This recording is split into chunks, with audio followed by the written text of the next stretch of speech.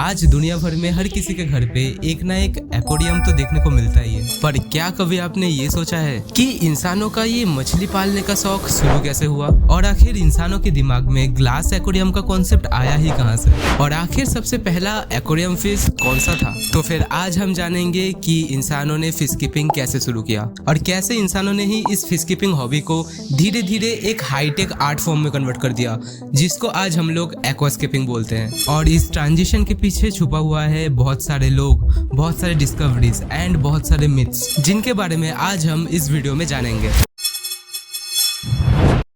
आज अगर आपके पास भी एक एक्वेरियम है तो फिर सोचिए आखिर सबसे पहला इंसान कौन था जिसने सबसे पहले फिश कीपिंग शुरू किया। क्या ये फिश कीपिंग शुरू से ही इंसानों का एक शौक था या फिर कहानी कुछ और है।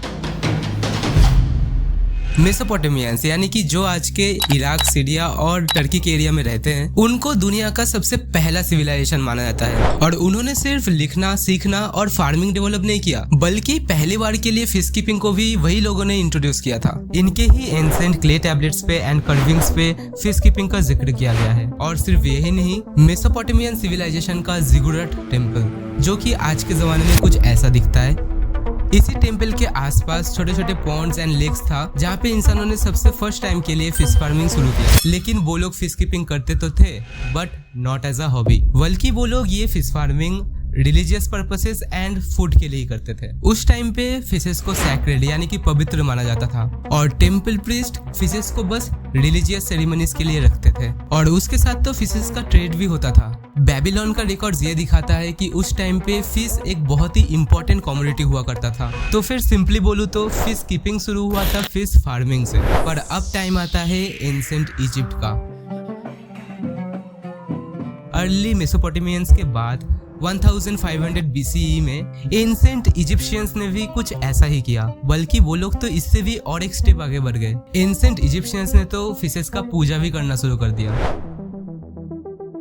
उस जमाने में एक मिथ ये था कि कुछ स्पेसिफिक फिशेस को रखने से इंसानों की जिंदगी में बदकिस्मती यानी कि बैड लक आ सकता था, और दूसरी तरफ वो लोग कुछ फिशेस को बहुत ही डिवाइन मानते थे। फिश जैसे तलापिया को उस टाइम पे फर्टिलिटी एंड रीबर्थ के साथ जोड़ा जाता था, और इसीलिए एंसेंट प्रीस्ट मंदिर के पॉन्ड्स एंड लेक्स पे मछलियां रखा करते थे। पर अभी तक फिश को as a food source and religious purposes से ही जोड़ा जा रहा था। फिशेस को अभी भी डेकोरेटिव वे से देखा नहीं जा रहा था। पर फिर समय आता है चाइना का सबसे पुराना सिविलाइजेशन सैंग डायनेस्टी का, और यहीं से फिश कीपिंग को लेकर लोगों का नजरिया और भी बदलने लगता है, क्योंकि एंसेंट चाइना में फिश कीपिंग का कॉन्सेप्ट थोड़ा अलग था। ये सिर्फ इनके लिए एक फूड सोर्स नहीं था, बल्कि इस टाइम में फिशेस को फेंग सुई या फिर गुड लक से भी जोड़ा जाने लगा। आज अगर हम किसी भी प्लांटेड एक्वेरियम या फिर फैंसी फिश को देखते हैं तो उसका एक बहुत ही बड़ा कंट्रीब्यूशन आता है एंसेंट चाइना से। चाइना ने सिर्फ फिश कीपिंग को डेवलप ही नहीं किया, बल्कि decorative fish breeding, selective breeding, ये सारे कॉन्सेप्ट भी यही से स्टार्ट हुआ। बट सवाल ये है कि चाइनीज लोग फिश कीपिंग क्यों करते थे? क्या ये सिर्फ एक हॉबी था या फिर इसके पीछे कुछ और वजह छुपा है? और आखिर क्यों चाइनीज एम्परर्स को सबसे ज्यादा सुंदर एंड सबसे ज्यादा रेड कलर का फिश ही अपने रॉयल पैलेस के पॉइंट पे चाहिए था? उस टाइम पे मानो चाइनीज एम्परर्स के बीच में एक कंपटीशन चल रहा था। एंसेंट चाइना में फिश कीपिंग का कॉन्सेप्ट जैसे जैसे रॉयल फैमिलीज एंड एरिस्टोक्रेट्स के बीच में फेमस होता गया, वैसे वैसे मानो एक रेस शुरू हो गया, एंड उनके सर पे सबसे यूनिक, सबसे रेयर एंड सबसे ज्यादा रेड कलर के फिश को हासिल करने का एक क्रेज चढ़ा हुआ था। और यूनिक फिश से मेरा मतलब है जिस फिश का colour, body shape and pattern थोड़ा और रेयर होता था। और जो इंसान ऐसा रेयर फिश एम्परर्स के पास लाके देता था, एम्परर्स उनको हाई प्राइस भी पे करते थे। और इसी वजह से चाइना में ही सबसे पहला सिलेक्टिव ब्रीडिंग का कॉन्सेप्ट जन्म लिया। यहाँ पे लोग आर्टिफिशियली चूज करने लगे कि आगे जाके कौन सा फिश ब्रीड करेगा, ताकि अगले जनरेशन पे फिशेस का और भी बेटर फीचर्स आए। और इसी प्रोसेस को आज के जमाने में हम सिलेक्टिव ब्रीडिंग नाम से भी जानते हैं। इस सिलेक्टिव ब्रीडिंग प्रोसेस के थ्रू जो रेयर फिशेस फिश ब्रीडर्स को मिलता था, फिश ब्रीडर्स नॉर्मली उन फिशेस को रॉयल कोर्ट पे जाके हाई प्राइस में सेल करते थे। बट यहाँ पे एक चीज याद रखना कि अभी तक फिश कीपिंग सिर्फ एम्परर ही कर सकता था। नॉर्मल लोगों ने तो अभी तक फिश कीपिंग अडॉप्ट नहीं किया था, एंड ना ही उनको फिश कीपिंग करने का कोई इजाजत था। हम आज के जमाने में जो कलरफुल कार्प स्पीसीज के फिश देखते हैं, जैसे गोल्ड फिश, जापानीज कोई फिश, इन सारे फिशेस का जन्म भी यहीं से हुआ था। तो फिर चलिए इन फिशेस का हिस्ट्री जान लेते हैं।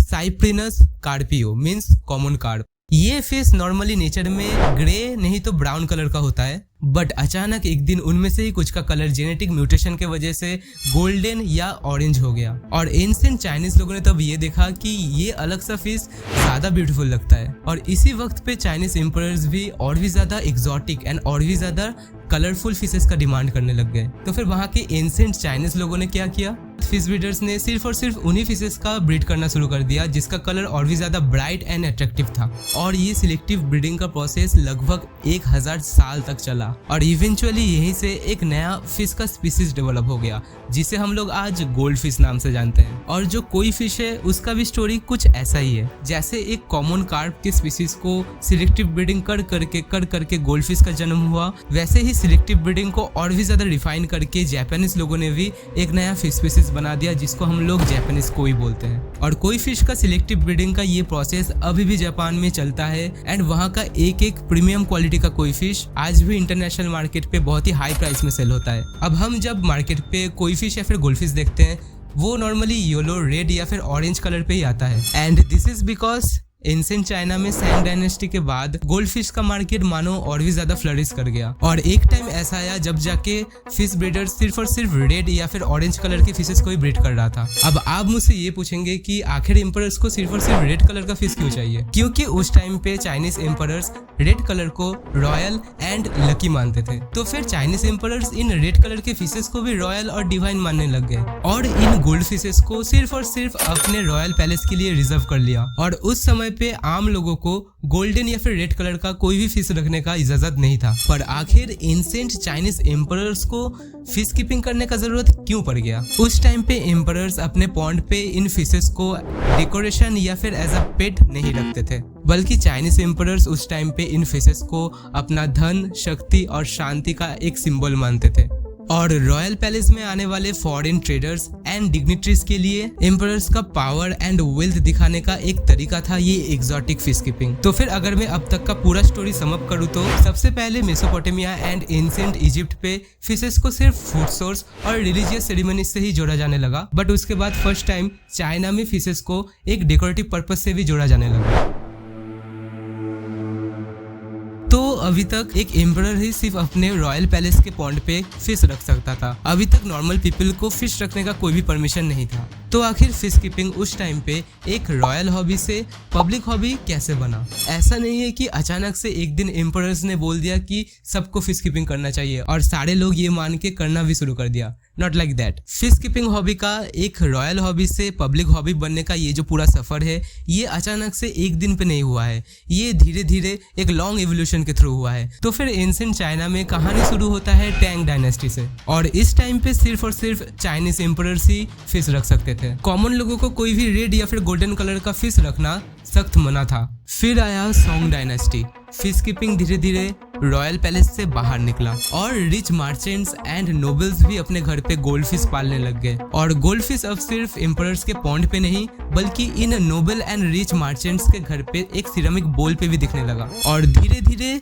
ये एक स्टेटस सिंबल बन गया। उसके बाद 1100s के आसपास चाइनीज लोग रेड एंड ऑरेंज कलर के फिशेस को गुड लक मानने लगे और यही वो वक्त था जब जाके इंसानों ने पहली बार के लिए फिशेस के कलर्स को लेकर खेलना शुरू किया। और वो कैसे किया? You know, it's selective breeding. 1200 से लेके 1500 AD के आसपास चाइना में एक नया कॉन्सेप्ट का इन्फ्लुएंस बहुत तेजी से होने लगा, दैट इज फेंग सुई। इसमें ये माना जाता था कि हमें 8 गोल्ड फिश रखना चाहिए और उसके साथ एक ब्लैक फिश रखना चाहिए। और वो लोग ये मानते थे कि 8 गोल्ड फिश और एक ब्लैक फिश का ये जो कॉम्बो है सिर्फ यही हमको prosperity and good luck provide कर सकता है। उस टाइम पे जो चाइनीज फिलोसफी या फिर जो चाइनीज बिलीव्स था उसने भी फिश कीपिंग हॉबी को और भी ज्यादा बूस्ट किया। और वो लोग ये भी मानते थे कि अगर गलत कॉम्बो का फिश यूज किया तो फिर वो गुड लक नहीं बैड लक बन जाएगा। फिर 1912 में आया last Chinese emperor Puyi. Now why I'm saying it's the last emperor?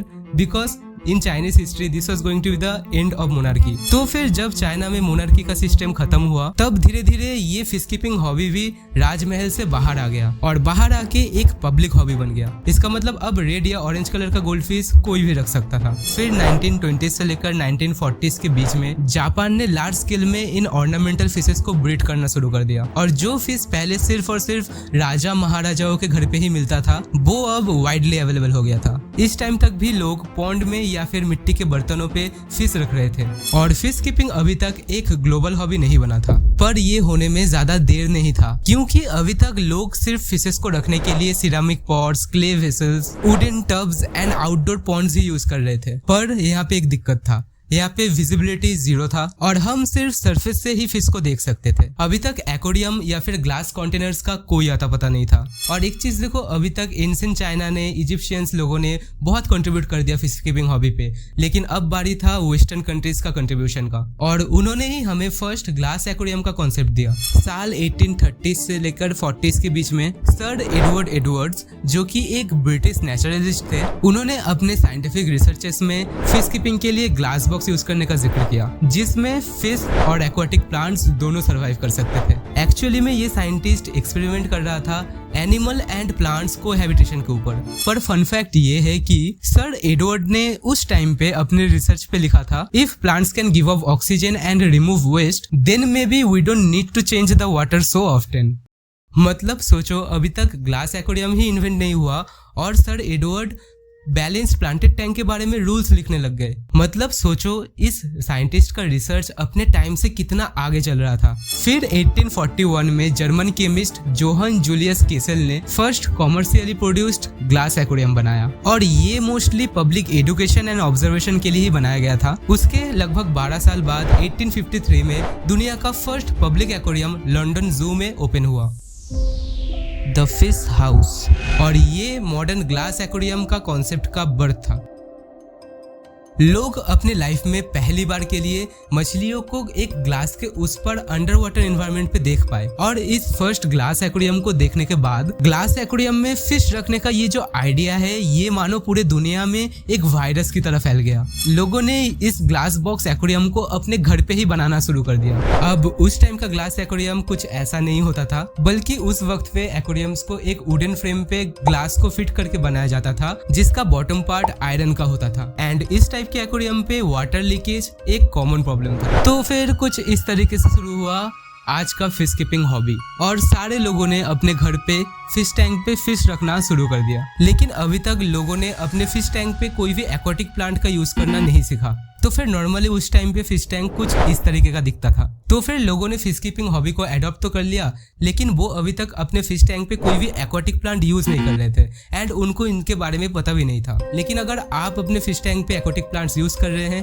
तो फिर इसका मतलब इंसानों ने एक्वाटिक प्लांट्स का यूज सीखा, जिसके बारे में हम लोग नेक्स्ट वीडियो पे जानेंगे। तो फिर आज की इस वीडियो पे हमने जाना फिश कीपिंग के हिस्ट्री के बारे में। अब ये वीडियो थोड़ा सा लेंथी हो जा रहा था, तो फिर इसलिए इस वीडियो का जो नेक्स्ट पार्ट है उस पे हम जानेंगे कि फिश कीपिंग हॉबी कैसे एक्वास्केपिंग हॉबी पे इवॉल्व किया। तो फिर अगर आपको भी वो वाला वीडियो देखना है तो फिर चैनल को सब्सक्राइब करो और ये वीडियो अपने दोस्तों और फैमिली में शेयर कर दो, ताकि उनको भी पता चले कि उनके घर पे जो ये फिश टैंक रखा हुआ है उसका इतिहास क्या है। तो फिर आज के लिए इस वीडियो पे सिर्फ इतना ही, एंड मैं आपके साथ मिलूंगा फिर से एक नए वीडियो के साथ। तब तक आप ये वाला वीडियो चेक कर सकते हैं, and as always take care and keep aquascaping. रेयोक्स आउट।